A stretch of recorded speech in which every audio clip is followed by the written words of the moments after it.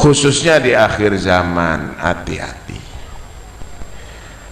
yang tidak asli, yang imitasi lebih banyak daripada yang asli. Paham sampean? Imitasi lebih banyak daripada asli. Mereknya bagus, tapi kadang-kadang tidak sesuai dengan merek. Emas 24 karat padahal kuningan, saudara.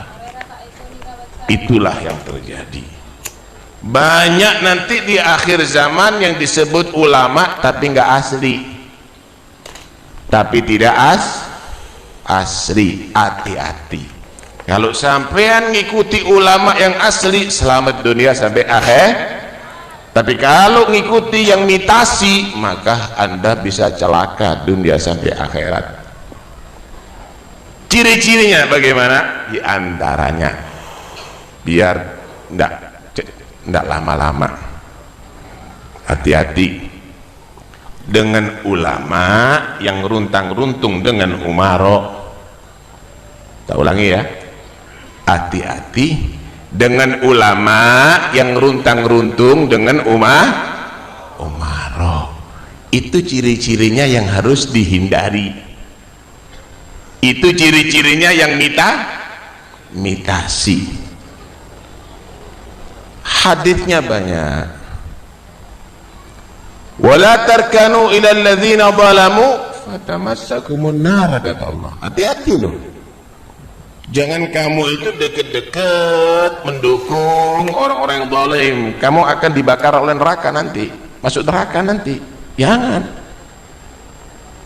Siapa orang yang zalim? Bukan hanya orang yang zalim itu adalah orang yang ngerampas harta aja. Orang yang zalim itu diantaranya yang paling zalim ada dua. Waman adlamu man iftara 'ala Allahi kadiban aw kadzdzaba bi ayatihi. Siapa yang lebih zalim daripada orang yang telah menipu dengan ketuhanan? Tuhan dibilang patung, Tuhan dibilang manusia, mensyirikkan Allah. Siapa yang lebih zalim daripada itu? Siapa yang lebih zalim daripada orang yang membuat kebohongan terhadap ketuhanan?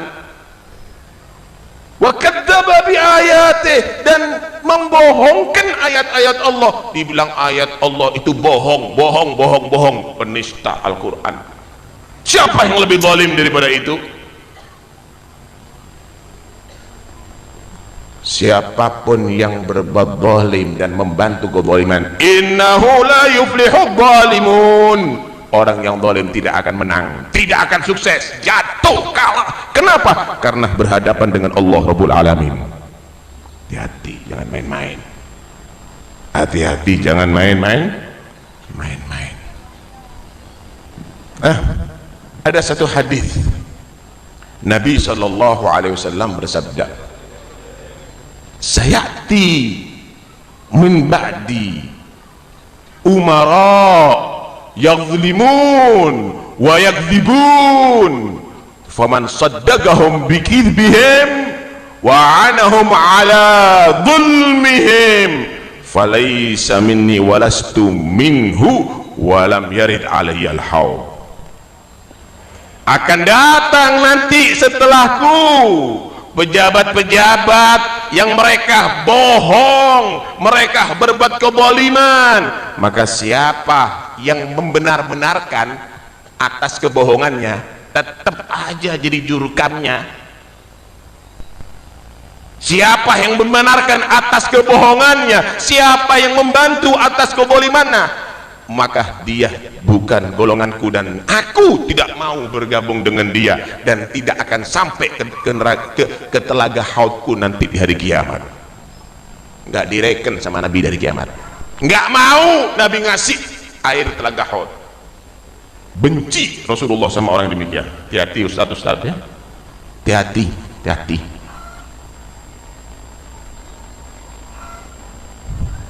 Ad-Dailami meriwayatkan bahwa Nabi sallallahu alaihi wasallam bersabda, innallaha yuhibbu al-umara'a idza khalatul ulama wa inna allaha yamkutu al-ulama idha khalatul umara lianna al-ulama idha khalatul umara raghibu fid dunya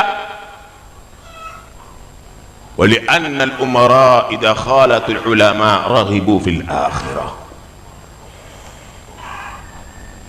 Allah itu cinta kalau ada umara, pejabat, dia senang datang kepada ulama untuk minta nasihat, bukan minta dukungan, untuk minta nasihat. Dan Allah itu benci kepada ulama jika dia berkumpul dengan umara untuk menjadi penjilat. Kalau dia nahi mungkar nggak apa-apa. Kenapa? Karena ulama kalau kumpulannya umara cinta dunia, urusannya duniawi. Umara kalau cinta ulama, insya Allah cinta akhirat. Mau jadi apa kalau kepada ulama? Nasihat, bimbingan, ibadah, begitu.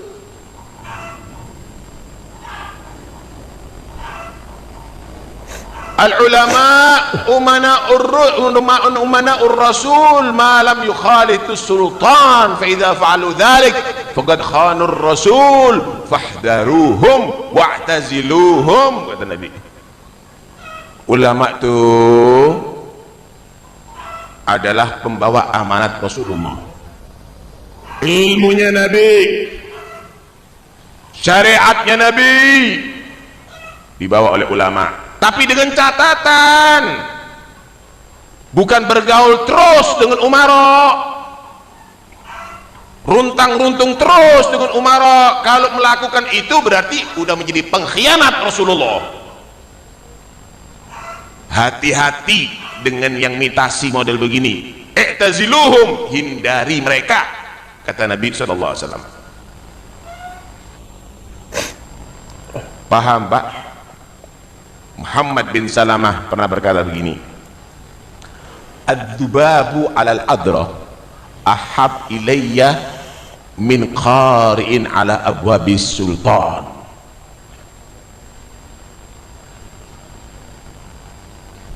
Kotoran kalau dirubung sama laler, jijik apa enggak sampean? Jijik apa enggak?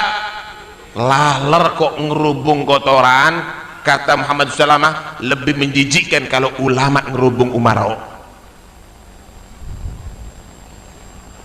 Karena itu kalau ingin menjadi pembawa amanat Rasulullah, ingin Anda menjadi ulama pilihan Allah, maka jangan ikut-ikut. Selamatkan diri Anda.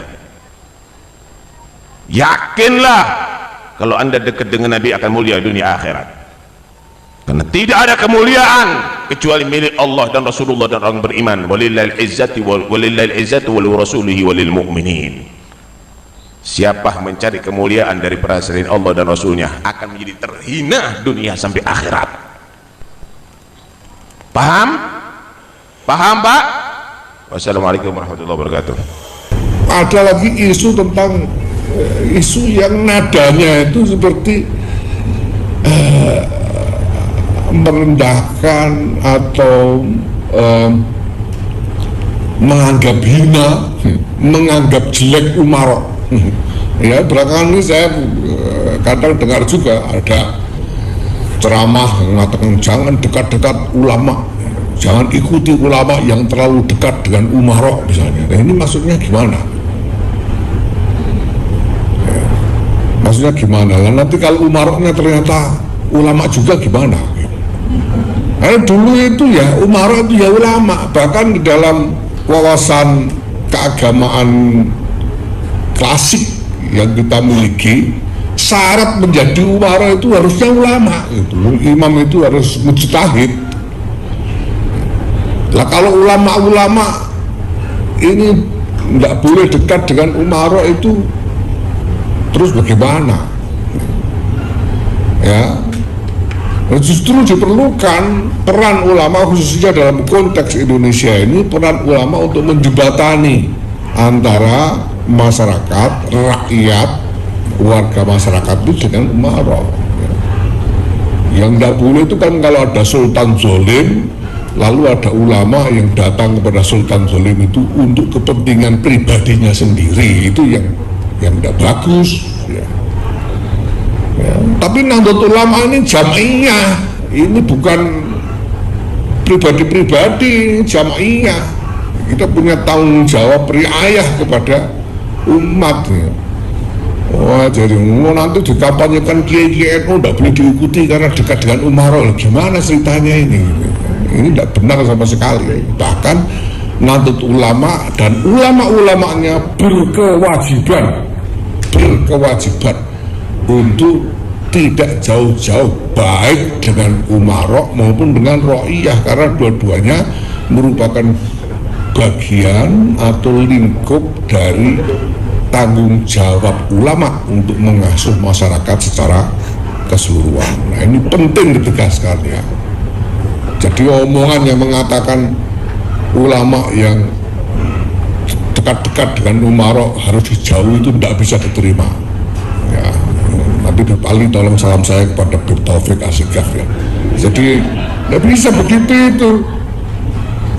Lah kalau sekarang NU tidak boleh dekat-dekat umarok, gimana ini? Ada urusan rakyat yang harus dikomunikasikan dengan pemerintah. Kita tidak boleh dekat-dekat. Kalau dekat-dekat nggak boleh diikuti, ini gimana ceritanya? Nah, kalau kepengen dekat juga yang lain, mari saya antarkan, tidak apa-apa. Apa dengan kopiah hitam? Haram? Enggak. Apakah makruh? Tidak. Bahkan mungkin ada riwayat Nabi pernah pakai kopiah hitam. Tapi kenapa beliau tidak mau yang hadir kepada beliau menggunakan kopiah hitam? Kalau kita lihat, karena kopiah hitam sudah menjadi simbol satu kelompok yang di luar ahli sunnah wal jamaah. Syuhra di sini kata ulama itu ada dua. Satu, memakai baju kebesaran untuk sombong-sombongan, itu dinamakan saubu syuhrah. Yang kedua, memakai. Jadi kalau Mbah Mun itu santrinya nggak boleh pakai baju putih, haram kata beliau. Kata beliau, cung kaji ini wong desa-desa nganti adol Tegal, adol sawah. Mbok saingi ketu 5.000 kata beliau. Nglarakno atine wong dosa apa haram? Dosa, Mbah. Lah ya iku dosa, mlane haram. Ada apa dengan kopiah hitam? Haram? Enggak. Apakah makruh? Tidak. Bahkan mungkin ada riwayat Nabi pernah pakai kopiah hitam. Tapi kenapa beliau tidak mau yang hadir kepada beliau menggunakan kopiah hitam? Kalau kita lihat, karena kopiah hitam sudah menjadi simbol satu kelompok yang di luar ahli sunnah wal jamaah.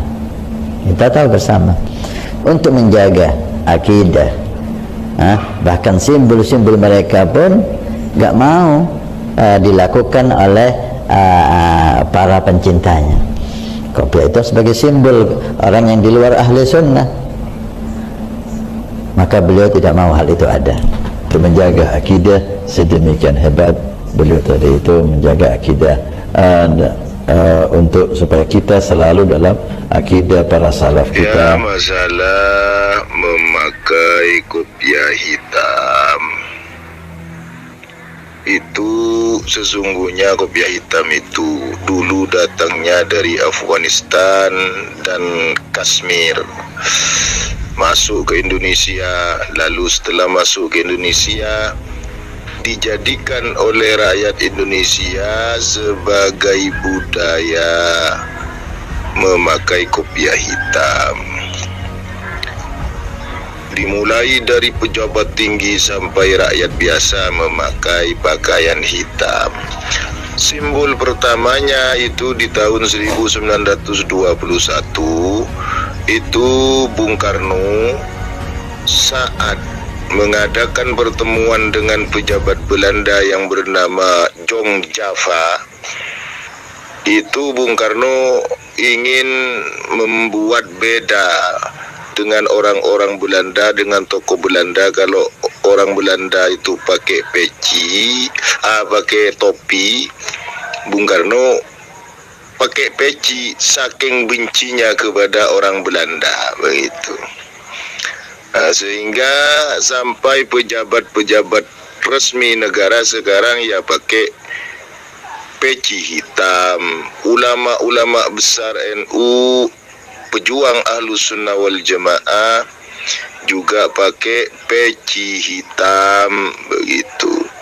Jadi kalau ada yang mengatakan peci hitam itu pakaiannya orang ahli maksiat, hati-hati.